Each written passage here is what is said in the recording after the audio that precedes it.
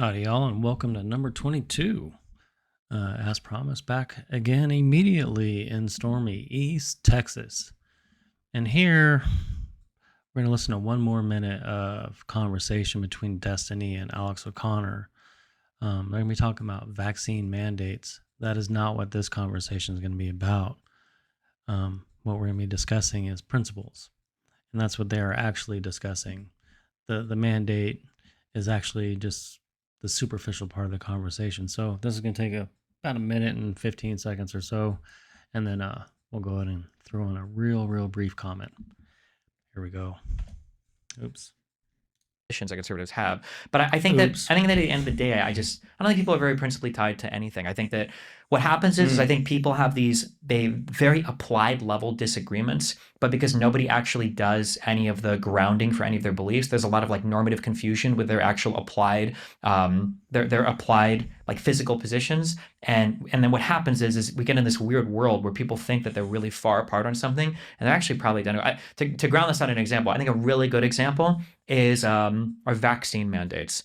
My opinion on the moral level is I actually think there's about 100% congruity in worldwide society, or at least America and the West, on vaccine mandates. In that if you had a virus and I could prove to you 100% that the lethality rate of this virus is 0.001%, and at worst it's a cold, I don't think anybody in society would be okay mandating that vaccine. But if I could demonstrate a virus that incubated for 2 weeks and had a 50% fatality rate, I think conservatives would be exercising their Second Amendment right to force everybody to get vaccinated. Right. It wouldn't even be a question. Right, You're not going sure. I'm not going to get infected. Yeah. So people think that they have like these principal differences, like, well, is a mandate okay or not okay? But that's not really what you're really arguing about. Is how dangerous do you think the virus is? That's really where the disagreement. Yeah, comes that's really interesting. So first of all, I'd like to say, yeah, I think a lot of folks really don't ground their principles and understand where they're really coming from, which is the point of this channel. I'm completely dedicated to finding what is at the very foundation of my beliefs to build what I call the Meek philosophy. But what we're covering here is actually an interesting subject that comes up quite a bit.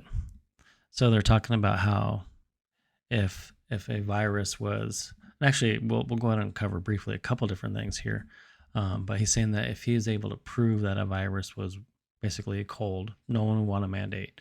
And if he can prove that it was like 50% fatality, then people would be breaking out their guns and making everyone get vaccinated.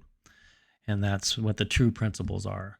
No one's really principled for or against medical intervention.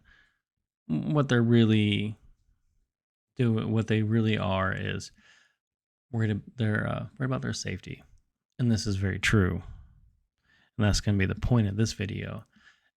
Almost everyone, if you are one of the, if you are just one of the normal people or the sheep, whatever you want to call them, I'm going to call them the sheep, might as well. If you're just a normal person going along, yes, you will trade your principles for safety every single time. You do not have free will. That's the reason why I made that video on free will. And this may seem harsh, but free will is a choice. And then once you make the decision that you want free will, or that you think you can walk the path of having free will, or what I would call the path of salvation, you literally have to change the way you live your life and physically become fit, mentally become fit, and spiritually become fit, beginning with your physical capabilities, which is the reason why I was talking about the reason why you need to focus on why the body is so important, because our sensory data comes in through our body and is processed through our mind. And then that interacts with the field, which is what I would call God. But all that aside, he's pointing out that yes, almost everybody, and he says 100% of people.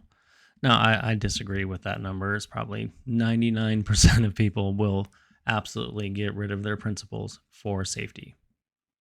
And powerful people take advantage of this. But he also kind of gave away part of the issue, which is the word proof. He said that if he could prove something was either dangerous or not dangerous, well, how do you do that? You see, what they do is they knit a story. And that story, you can call it propaganda. um, it's a story. And that's what people do is they knit a story. They knit that you will either believe or not believe. And if you believe it, maybe they're trying to tell you how it's not dangerous. And you either believe these people or you don't. Or they try and convince you, like in the beginning with the event that we all just went through. They're trying to convince us of how dangerous it was. Turns out it wasn't.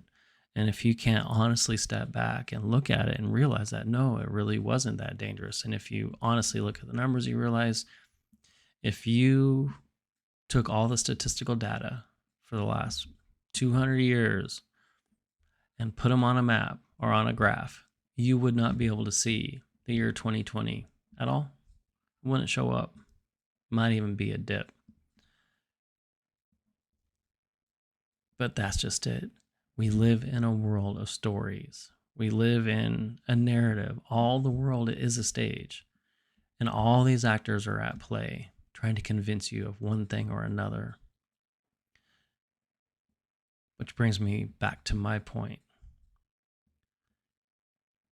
If you're one of the people that just goes along with the narrative because you have surrendered your free will, you will surrender your principles for safety. But to accept responsibility, accept that you are a co-creator in this world, and that the narrative that's out there has nothing to do with your life. You create the world that you live within, and that your principles are your path to salvation. Then of course you would never surrender these. And there are times where people are more principled than they are now. It's one of those things that sort of ebbs and flows. The United States was founded probably because 3% of the population was principled. Now that number is probably closer to 1%. It's just my perception, maybe true, maybe wrong.